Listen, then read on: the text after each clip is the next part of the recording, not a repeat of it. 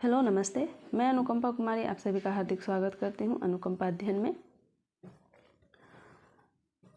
UGC net Hindi साहित्य का संपूर्ण प्रीवियस ईयर क्वेश्चन इकाई 1 से लेकर 10 तक के सभी chapter wise previous year question ला रही हूँ। अगले वीडियोज़ में हमने इकाई 1 हिंदी भाषा और उसका विकास से पूछे गए सभी प्रीवियस ईयर क्वेश्चन देख लिया है। आप अनुकंपा अध्ययन चैनल में जाकर इसे देख सकते हैं। आज हम देखेंगे इकाई 2 हिंदी साहित्य इतिहास लेखन से पूछे गए सभी प्रीवियस ईयर क्वेश्चन। तो चलते हैं, शुरू करते हैं।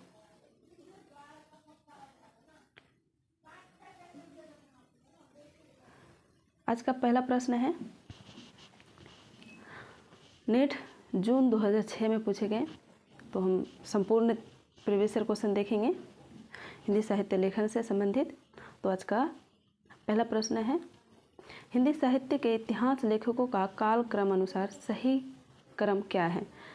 तो इसका जन्म काल के आधार पर इसे नहीं देखना है, इतिहास लेखन के आधार पर देखना है। तो इसका सब सही आंसर हो जाएगा डी, मिश्र बंधु। मिश्र बंधु 1913, रामचंद्र शुक्ल 1929 में इसका हिंदी साहित्य इतिहास का रचना किया है। राम कुमार वर्मा 1938 में, और हजारी प्रसाद द्विवेदी 1940। हिंदी साहित्य की भूमिका नाम से इसने इतिहास ग्रंथ लिखा है। राम कुमार वर्मा ने हिंदी साहित्य का आलोचनात्मक ग्रंथ लिखा है। तो इसका सही आंसर हो जाएगा डी। अगला प्रश्न है, मिश्र बंधु में कौन नहीं है। तो मिश्र बंधु में कौन नहीं है, ए दिया हुआ है सुखदेव बिहारी मिश्र, बी कृष्ण बिहारी मिश्र, सी श्याम बिहारी मिश्र, डी गणेश बिहारी मिश्र। तो इनमें से कौन मिश्र बंधु में शामिल नहीं है। आपको पता होगा कि मिश्र बंधुओं में 3 ऐसे कवि हैं जो भाई हैं, आपस में 3 हैं, और उसमें से कौन सा एक नहीं है। तो आपका सही आंसर हो जाएगा बी, कृष्ण बिहारी मिश्र इसका मिश्र बंधुओं में शामिल नहीं है। सुखदेव बिहारी, श्याम बिहारी और गणेश बिहारी, ये तीनों आपका मिश्र बंधुओं में शामिल हैं, कृष्ण बिहारी मिश्र शामिल नहीं है। अगला प्रश्न है, तीसरा नंबर, गारशद तासी ने हिंदुस्तानी साहित्य का इतिहास किस भाषा में लिखा है। तो ए हो गया आपका फ्रांसीसी, बी जर्मन, सी अंग्रेजी, डी हिंदी। तो इसका सही आंसर हो जाएगा ए फ्रांसीसी। तो गारशद तासी ने हिंदुस्तानी इतिहास साहित्य का इतिहास फारसी भाषा में लिखा है। अगला प्रश्न है, निम्नलिखित इतिहास ग्रंथों का काल क्रम अनुसार सही क्रम क्या है। तो 1 नंबर में जैसे प्रश्न पूछे गए उसमें कवि ग्रंथ लेखक पूछे गए, और इसमें ग्रंथों को कालक्रम में क्रम में सजाना है। तो चलते हैं, 4 नंबर का सही आंसर हो जाएगा डी। सबसे पहला आता है मिश्र बंधु विनोद, जो 1913 में लिखा गया था। उसके बाद आता है हिंदी साहित्य इतिहास, ये जो रामचंद्र शुक्ल का 1929 में लिखा गया। उसके बाद हिंदी साहित्य का आलोचनात्मक इतिहास, जो राम कुमार वर्मा का 1938 में लिखा गया। उसका हिंदी साहित्य की भूमिका जो हजारी प्रसाद द्विवेदी द्वारा लिखा गया 1940 में। तो इसका सही आंसर डी हो जाएगा। चलो अगला प्रश्न है 5वां, निम्नलिखित रचनाओं को उनके रचनाकारों के साथ सुमिलित कीजिए। तो इसमें रचना और रचनाकार दिए हैं, तो इसका सही आंसर तो आप लगा सकते हैं। तो पहले देखते हैं हिंदी साहित्य की भूमिका, ये अभी हमने देखा, आचार्य हजारी प्रसाद द्विवेदी। हिंदी साहित्य का आलोचनात्मक इतिहास, ये राम कुमार वर्मा। उत्तरी भारत की संत कवि, तो हम दूसरा देख लेते हैं हिंदी साहित्य की दूसरा इतिहास।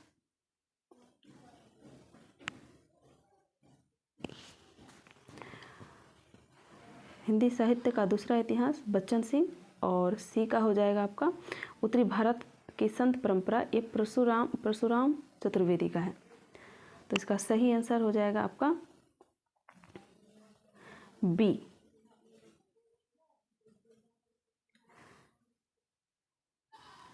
हिंदी साहित्य की भूमिका 2 और आलोचनात्मक इतिहास 4, उत्तरी भारत का संत परंपरा परशुराम चतुर्वेदी, और हिंदी साहित्य का दूसरा इतिहास बच्चन सिंह। चला अगला प्रश्न देखते हैं। शिव सिंह सरोज का प्रकाशन कब हुआ? तो ए है 1862 में, बी 1870, सी 1883, डी 1888। तो 6 का सही आंसर हो जाएगा आपका सी 1883। 7वां प्रश्न है, विलक्षण बात यह है कि आधुनिक गद्य साहित्य की परंपरा का प्रवर्तन नाटक से हुआ। उपयुक्त कथन किस इतिहासकार का है? ए हजारी प्रसाद द्विवेदी, बी रामचंद्र शुक्ल, सी बच्चन सिंह, डी राम स्वरूप चतुर्वेदी। तो 7 का सही आंसर हो जाएगा बी रामचंद्र शुक्ल। रामचंद्र शुक्ल ने कहा था, विलक्षण बात यह है कि आधुनिक गद्य साहित्य की परंपरा का प्रवर्तन नाटक से हुआ। इसने ये बात कही है। अगला प्रश्न है, मलिक मोहम्मद जायसी की प्रेम कविता हिंदी साहित्य के इतिहास का काल विभाजन और नामकरण करते हुए उपयुक्त नामकरण इतिहास किस इतिहासकार ने सुझाया है? तो इसका ऑप्शन देख लेते हैं। A George Ibrahim Grierson, B Ramchandra Shukla, C Hazari Prasad Dwivedi, D Ganpati Chandra Gupt. अगर आपने सभी का काल विभाजन देखा है, जितने भी कवियों ने लेखकों ने काल विभाजन करने का प्रयास किया है, तो इसमें आपको आसानी से पता चल जाएगा कि ये मलिक मोहम्मद जायसी की प्रेम कविता के आधार पर किसने काल विभाजन किया है हिंदी साहित्य का। तो इसका सही आंसर हो जाएगा जॉर्ज इब्राहिम ग्रियर्सन ने।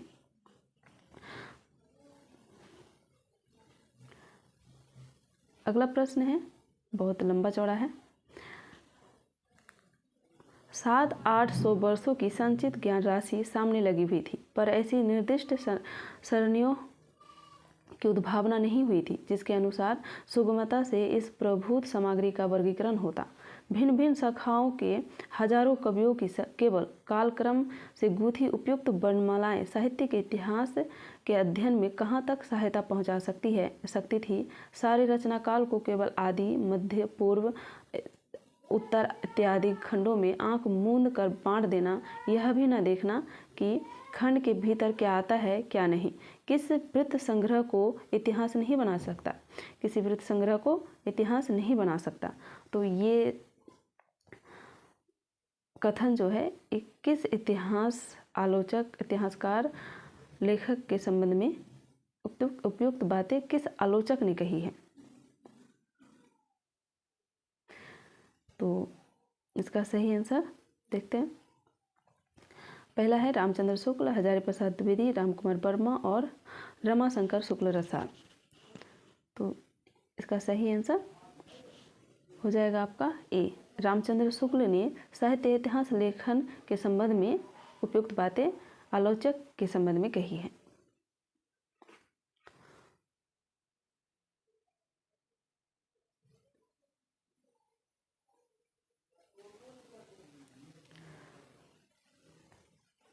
अगला प्रश्न है, ब्रज का कृष्ण संप्रदाय हिंदी साहित्य के इतिहास का काल विभाजन और नामकरण करते हुए उपयुक्त नामकरण निम्नलिखित में से किस साहित्य इतिहासकार ने सुझाया है? तो ये लगभग मिलता जुलता शब्द है अगली जो हमने जॉर्ज ग्रियर्सन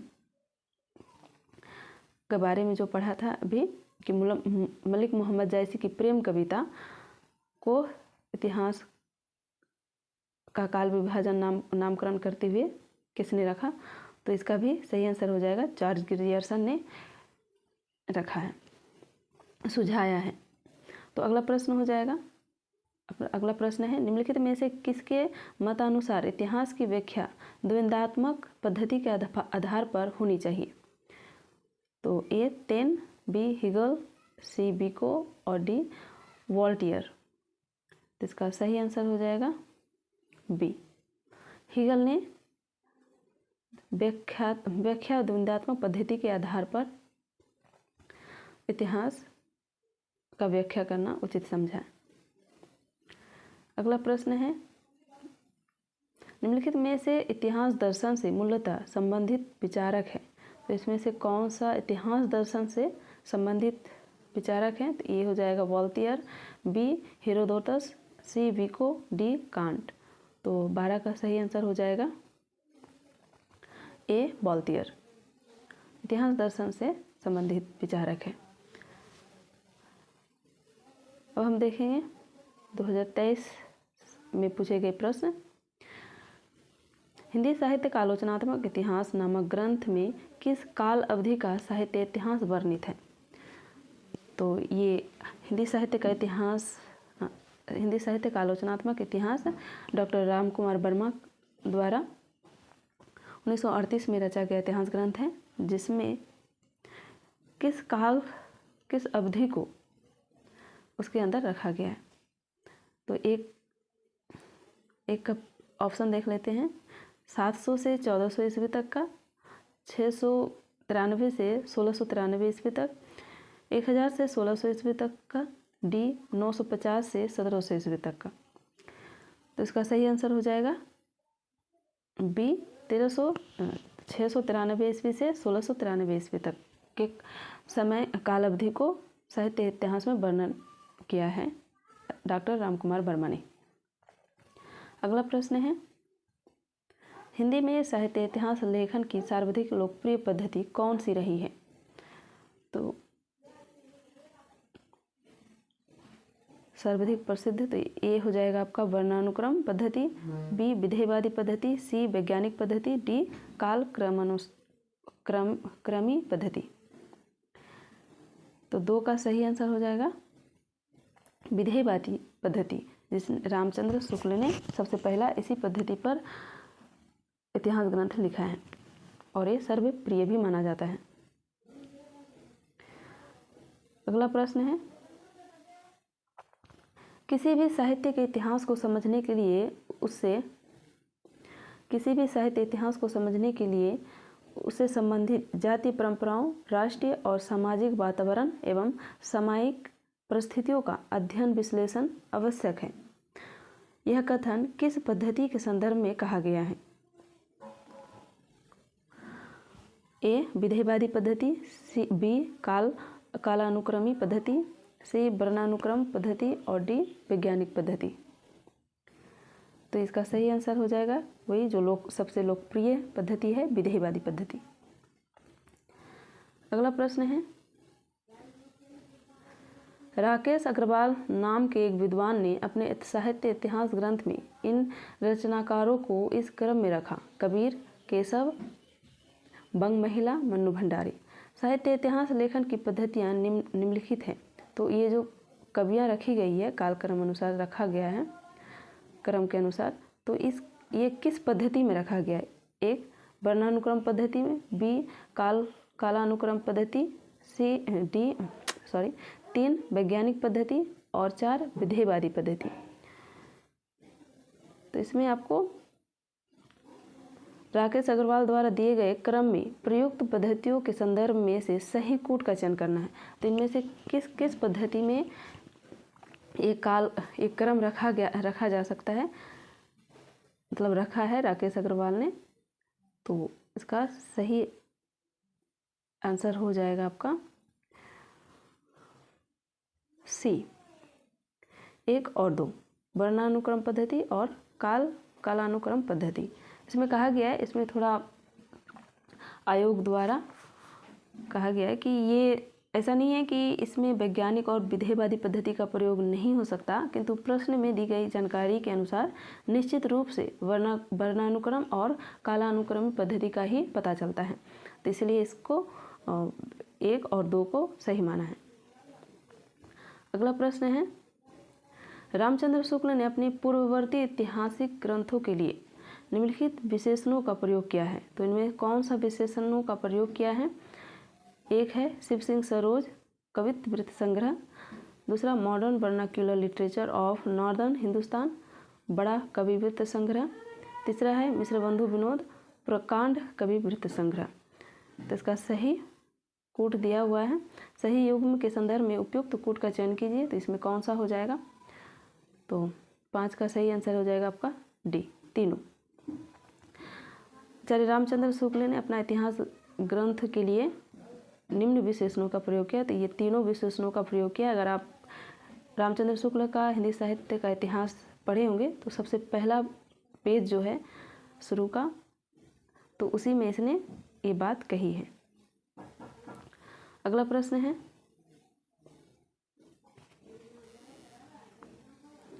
रामचंद्र शुक्ल ने अपने हिंदी साहित्य का इतिहास में लिखा है। तो इसमें क्या लिखा है देख लेते हैं। पहला है, किसी काल विस्तार को लेकर यूं ही पूर्व और उत्तर नाम देकर 2 हिस्से कर डालना ऐतिहासिक विभाग नहीं कहला सकता। दूसरा है, इतिहास की पुस्तक में किसी कवि की पूरी क्या अधूरी आलोचना भी नहीं हो सकती। तीसरा है, रीतिकाल के कवियों के परिचयात्मक विवरण मैंने प्रायः शिव सिंह सरोज से ही लिए हैं। चौथा है, वर्तमान लेखकों और कवियों के संबंध में कुछ लिखना अपने सिर्फ एक बला मोल लेना ही जान पड़ता है। तो इसमें सही कूट का चयन करना है। तो इनमें से कौन सा कूट सही है? तो इसका सही आंसर हो जाएगा बी, 1, 2 और 4। तो 1 और 4 सही हो जाएंगे। एक में दिया है, किसी काल विस्तार को लेकर यूं ही पूर्व और उत्तर नाम देकर 2 हिस्से में डालना इतिहास विभाग नहीं कहला सकता। तो अपने साहित्य इतिहास में ये पहला पॉइंट लिखा है। और दूसरा है, इतिहास की पुस्तक में किसी कवि की पूरी क्या अधूरी आलोचना भी नहीं हो सकती, एक।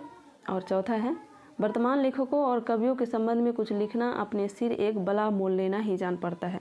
तो ये 3 बातें उसने कही हैं। तो इसका सही आंसर हो जाएगा बी। 7वां क्वेश्चन है, रामचंद्र शुक्ल ने अपने इतिहास ग्रंथ की सामग्री के सहयोग के लिए निम्न ग्रंथों का नाम दिया है। तो आप अगर हिंदी साहित्य इतिहास पढ़े होंगे तो इसमें से रामचंद्र शुक्ल ने किन ग्रंथों की से सामग्री के लिए सहयोग लिया है तो उनके नाम दिए गए थे। तो इसमें से कौन सा हो जाएगा? एक दिया है मिश्र बंधु विनोद, दूसरा शिव सिंह सरोज, तीसरा हिंदी विनोद रत्नमाला, चौथा दिया है कविता कौमुदी, 5वां हिंदी काव्यधारा और छठा है ब्रज माधुरी सार। तो सही कूट का चयन करना है। देख लेते हैं, कूट दिया हुआ है। तो 7 का सही आंसर हो जाएगा आपका सी, 1, 3, 4 और 6। 1, 3, 4 और 6 मिश्र बंधु विनोद, कविता कौमुदी रत्नमाला और कविता कौमुदी और 6 ब्रज माधुरी सार। ये 4 ग्रंथों से आचार्य रामचंद्र शुक्ल ने अपने इतिहास ग्रंथ लिखने के लिए सहायता लिया है। अगला प्रश्न है, ग्रंथ और ग्रंथकार का सही युग्म कौन सा है? तो इसका सही युग्म देख लेते हैं। 8 का क्वेश्चन, ए भाषा काव्य संग्रह Shyam Sundar Das, a sketch of Hindi literature Edwin Greaves, a history of Hindi literature FEK, Hindi साहित्य विमर्श पद्मलाल पुन्नालाल बख्शी। तो इसका सही युग्म असंगत युग्म को अलग करना है। तो इनमें से कौन सा ऑप्शन में असंगत है? रचना और रचनाकार, ग्रंथ और ग्रंथकार से संबंधित। तो 8 का सही आंसर हो जाएगा ए, भाषा काव्य संग्रह श्याम सुंदर दास का नहीं है। बाकी B, C और D ये सारे सही हैं। तो ये हमारा सही आंसर हो जाएगा ए। अब हम देखेंगे हिंदी साहित्य लेखन दिसंबर 2023 का प्रीवियस ईयर क्वेश्चन। पहला क्वेश्चन है, इसमें लगभग 3 से 3 क्वेश्चन पूछे गए हैं, 3 प्रश्न पूछे गए हैं। तो इसका पहला प्रश्न है, आचार्य रामचंद्र शुक्ल ने हिंदी साहित्य का इतिहास में साहित्य इतिहास की अवधारणा स्पष्ट करते हुए जनता के चित्रवृत्त पर प्रभाव डालने वाली किस परिस्थिति का जिक्र नहीं किया है? ए राजनीतिक, 2 सामाजिक, 3 सांस्कृतिक और 4 सांप्रदायिक। तो इनमें से किसका जिक्र नहीं किया है? तो ये सही हो जाएगा सांस्कृतिक। सांस्कृतिक की जगह पे धार्मिक परिस्थिति का वर्णन किया है, इसका सही हो जाएगा ये। सांस्कृतिक नहीं, धार्मिक परिस्थिति का वर्णन किया गया है। दूसरा है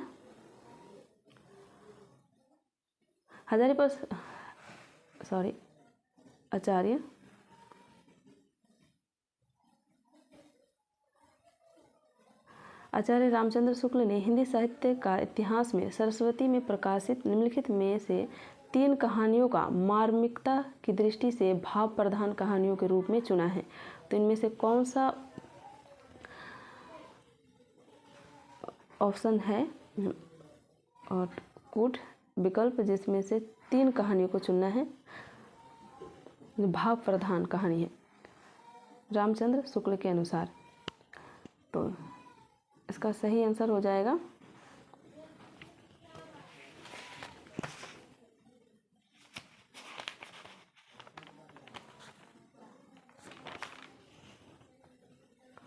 दो, ए, सी और ई।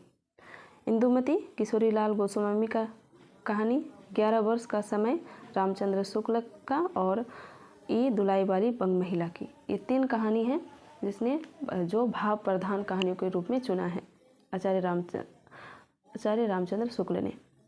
अगला प्रश्न है